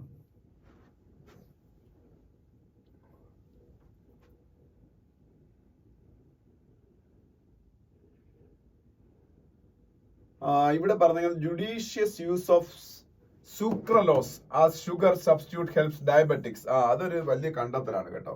നമ്മൾ ഉപയോഗിക്കുന്ന ഷുഗർ ഉണ്ടല്ലോ, സൂക്രോസ്, അത് സൂക്രോസ് ആണ് ഷുഗർ. നമ്മൾ ഉപയോഗിക്കുന്ന ഷുഗർ അത് ഡയബറ്റീസിന് കാരണമാവാറുണ്ട്. പക്ഷേ ഇപ്പോ സൂക്രലോസ് എന്ന് പറയുന്ന ഒരു ആർട്ടിഫിഷ്യൽ ഷുഗർ കണ്ടെത്തിയിരിക്കുകയാണ് ഇന്ത്യയിൽ. അത് ഉപയോഗിച്ചാല് ഡയബറ്റീസ് ഉണ്ടാവത്തില്ലെന്നാ പറയുന്നത്. ഒപ്പം തന്നെ നമ്മളെ വെയിറ്റ് ലോസിനേക്ക് അത് സഹായിക്കുമെന്നാ പറയുന്നത്. അതിന്റെ സ്റ്റഡീസ് നടന്നുകൊണ്ടിരിക്കുന്നേ ഉള്ളൂ. അപ്പം അത് ഡെവലപ്പ് ചെയ്ത് ഇന്ത്യയിലാണ് ഡെവലപ്പ് ചെയ്തത്. പക്ഷെ അതിന്റെ ഫൈനൽ ഇതൊന്നും ആയിട്ടില്ല. അതുകൊണ്ട് നമ്മൾ അതിനിപ്പോ വലിയ പ്രാധാന്യം കൊടുക്കണ്ട. ഓക്കെ, അപ്പൊ എന്തായാലും സൂക്രലോസ് അത് ഡെവലപ്പ് ചെയ്തത് ആരെന്നാണ്? ഒരു ഡോക്ടർ മോഹനാണ് ഇതിന്റെ ഡെവലപ്മെന്റ് ടീമിന്റെ ഹെഡ്. അപ്പൊ ഇതിലെവിടെയെങ്കിലും കാണും ഡെവലപ്പ് ചെയ്തായിരുന്നു. നോക്കുക നിങ്ങൾ.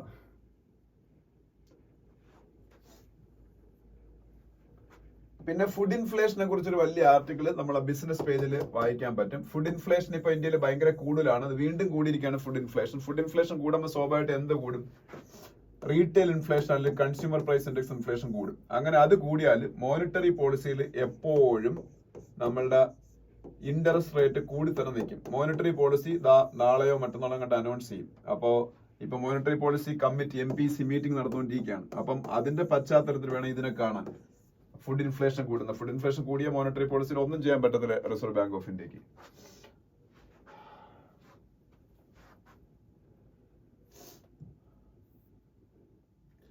പിന്നെ അതിനടുത്ത പേജിൽ പോകുമ്പോ ബംഗ്ലാദേശിലെ പ്രശ്നങ്ങൾ നമ്മൾ ഡിസ്കസ് ചെയ്തായിരുന്നു. അത് തന്നെയാണ് ഇവിടെയും വേൾഡ് പേജിലും ഉള്ളത്. പിന്നെ ഹമാസിന്റെ പൊളിറ്റിക്കൽ വിങ്ങിന്റെ പുതിയ ലീഡറായിട്ട് യാഹ്യ സിൻവറിനെ അപ്പോയിന്റ് ചെയ്ത കാര്യം ഇപ്പോ ഹമാസിന്റെ ലീഡറിനെ കില്ല് ചെയ്തായിരുന്നു. അപ്പൊ യാഹ്യ സിൻവർ ആണ് പുതിയ ലീഡർ എന്ന് പറയുന്നത്. അപ്പൊ അതിനെ കുറിച്ചുള്ള ഒരു ന്യൂസ് അവിടെയുണ്ട്. പിന്നെ ഇസ്രായേല് ഹിസ്ബുള്ളയെ ഇപ്പൊ അറ്റാക്ക് ചെയ്ത് തുടങ്ങി. ഹിസ്ബുള്ള ലെബനനിലെ ഒരു ഗ്രൂപ്പാണ്. അപ്പൊ അവിടെ നടക്കുന്ന കില്ലിങ്ങിനെ കുറിച്ചൊക്കെ ഒരു ന്യൂസ് കാണാം. പിന്നെ വിനേഷ് ഫോഗട്ടിന്റെ വിജയത്തിന് ആഘോഷിച്ചൊരു പത്രമായിരുന്നത്. പക്ഷെ ആ വിജയം ഇന്ന് ഒരുപാട് നീണ്ടു നിന്നില്ല. നമുക്ക് അവർ ഓവർ വെയിറ്റ് ആയതുകൊണ്ട് അവരെ ബാൻ ചെയ്തു. അപ്പം അതിന്റെ കാര്യം ഇന്നത്തെ പത്രത്തിലുണ്ട്. പിന്നെ പോൾ വാൾട്ട് എന്ന് പറഞ്ഞൊരു സംഭവം നിങ്ങൾക്ക് അറിയാലോ. പോൾ വാൾട്ടിന്റെ ഇതിഹാസമാണ് ഇങ്ങേര്. ഈ മനുഷ്യൻ അർമാൻഡ് ഡുപ്ലാന്റിസ് ഓരോ കോമ്പറ്റീഷനിലും സ്വന്തം വേൾഡ് റെക്കോർഡ് ബ്രേക്ക് ചെയ്തുകൊണ്ടേ ഇരിക്കുന്ന ആളാണ്. സ്വന്തം റെക്കോർഡാ കാര്യം. അയാളാണ് ഏറ്റവും വലുത്. അയാൾക്ക് കോമ്പറ്റീറ്റർ ഇല്ല. അപ്പൊ സ്വന്തം റെക്കോർഡ് ഇങ്ങനെ ബ്രേക്ക് ചെയ്തുകൊണ്ടിരിക്കുന്ന പോൾ വാൾട്ട് എന്ന് പറയുന്ന ഗെയിമിൽ അത്ലറ്റിക് ഐറ്റത്തിലെ ഗ്രേറ്റ് ആണ് അർമാൻഡ് ഡുപ്ലാന്റിസ്. അദ്ദേഹം തന്നെ ഇപ്പോഴത്തെ ഒളിമ്പിക്സിലും മെഡൽ നേടിയത്. അതിനെ കുറിച്ചാണ്. വേൾഡ് റെക്കോർഡ് ബ്രേക്ക് ചെയ്താണ് മെഡൽ നേടിയത്. പിന്നെ അതിനടുത്ത പേജിൽ പോകുമ്പോ അതിന്റെ അടുത്ത പേജിൽ നമുക്ക് ആവശ്യമുള്ളതൊന്നുമില്ല. സ്പോർട്സ് പേജുകളാണെന്നെല്ലാം. പിന്നെ ഡോക്കോവിച്ചിന് ഒളിമ്പിക്സിലെ ഗോൾഡ് മെഡലും കൂടെ കിട്ടി. ഒളിമ്പിക്സിലെ ഗോൾഡ് മെഡലും കൂടെ കിട്ടിയപ്പോൾ ഡോക്കോവിച്ച് ഗോൾഡൻ സ്ലാം നേടിക്കഴിഞ്ഞു. എന്താണ് ഗോൾഡൻ സ്ലാം? ഗോൾഡൻ സ്ലാം എന്ന് പറഞ്ഞാൽ Wimbledon, US open, French open, Australian open 4 win ചെയ്യുന്നവര് കരിയർ സ്ലാം വിൻ ചെയ്യുന്ന പറയും. Career slam. കാര്യം ഗ്രാൻഡ് സ്ലാം ടൂർണമെന്റുകളാണ് വിംബിൾഡനും US ഓപ്പണും ഓസ്ട്രേലിയൻ ഓപ്പണും പിന്നെ US open, Wimbledon, Australian open, French open. ഇത് 4നെ അറിയപ്പെടുന്ന ഗ്രാൻഡ് സ്ലാംസ് എന്നാണ്. ഇത് 4ഉം കൂടെ വിൻ ചെയ്താൽ കരിയർ സ്ലാം വിൻ ചെയ്യുന്ന പറയും. ഈ കരിയർ സ്ലാം വിൻ ചെയ്തിട്ട് ഒളിമ്പിക്സും കൂടെ ആ വർഷം നടക്കുന്ന ആ ഒളിമ്പിക്സും കൂടെ ഗോൾഡും കൂടെ വിൻ ചെയ്താൽ ഗോൾഡൻ സ്ലാം വിൻ ചെയ്യുന്ന പറയും. അപ്പൊ ഇത് 4ഉം വിൻ ചെയ്ത് ഒളിമ്പിക്സിലെ ഗോൾഡ് മെഡൽ വിൻ ചെയ്ത ആളാണ് നൊവാക് ഡോക്കോവിച്ച് എന്ന് പറയുന്ന പ്ലെയർ. അതുകൊണ്ട് തന്നെ അദ്ദേഹം ഗോൾഡൻ സ്ലാം വിൻ ചെയ്ത പ്ലെയർ ആണ്, അറിഞ്ഞിരിക്കുക. ഗോൾഡൻ സ്ലാം വിൻ ചെയ്ത അപൂർവം പ്ലെയേഴ്സേ ഉള്ളൂ കേട്ടോ. പിന്നെ ബംഗ്ലാദേശിലെ പാർലമെന്റ് ഡിസോൾവ് ചെയ്തതും ഇന്റരിം ലീഡറായിട്ട് യൂനസ് വന്നതും കമല, അങ്ങനെയുള്ള കാര്യങ്ങളാണ് ഈ പത്രത്തിന്റെ ഫ്രണ്ട് പേജിലുള്ളത്. ഓക്കെ,